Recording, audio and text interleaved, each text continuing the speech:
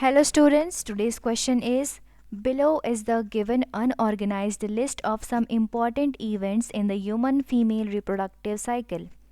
Identify the correct sequence of these events and select the correct option. So हमें यहाँ पे कुछ events दिए गए हैं जो ह्यूमन फीमेल रिप्रोडक्टिव साइकिल से रिलेटेड हैं. सो हमें इन इवेंट्स का करेक्ट सीक्वेंस बताना है. सो कौन कौन कितने इवेंट्स दिए हैं हमें 1, 2, 3, 4 एंड 5. इन 5 इवेंट्स का हमें सीक्वेंस बताना है in the human female reproductive cycle. So let's see them.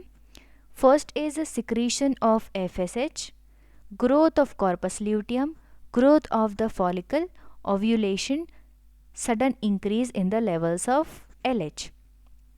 तो इन 5 इवेंट में सबसे पहले इवेंट में कौन सा होगा? Secretion of FSH. वो क्या कराएगा? फॉलिकल की ग्रोथ कराएगा. ओवरी में फॉलिकल्स की ग्रोथ कराएगा. ठीक है. उसके बाद जो LH हार्मोन है, ल्यूटिनाइजिंग हार्मोन, उसका सडन इंक्रीज होगा जिससे कि क्या होगा? ओव्यूलेशन. ल्यूटिनाइजिंग हार्मोन का मतलब होता है कि जो कॉर्पस ल्यूटियम है उसकी फॉर्मेशन की टाइम आ गई है. सो उसके लिए हमें कराना पड़ेगा ओव्यूलेशन. सो ल्यूटिनाइजिंग हार्मोन के बढ़ने से होता है ओव्यूलेशन. ओव्यूलेशन के हो जाने से जो ग्राफिन फॉलिकल है वो कन्वर्ट हो जाता है कॉर्पस ल्यूटियम में.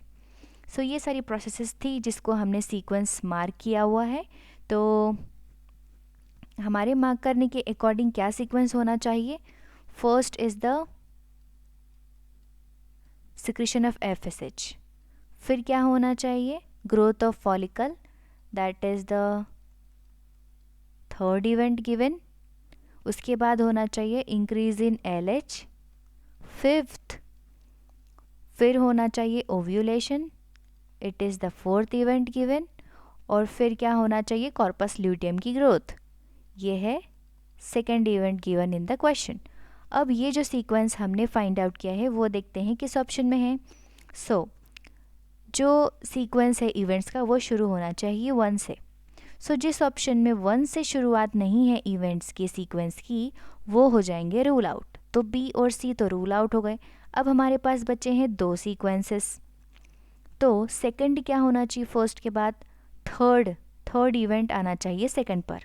सो किस ऑप्शन में फर्स्ट के बाद थर्ड लिखा हुआ है? D में. तो A भी यहाँ पर हो जाएगा रूल आउट. सो हमारे पास बचा है D. सो हम इसको एक बार क्रॉस चेक कर लेते हैं.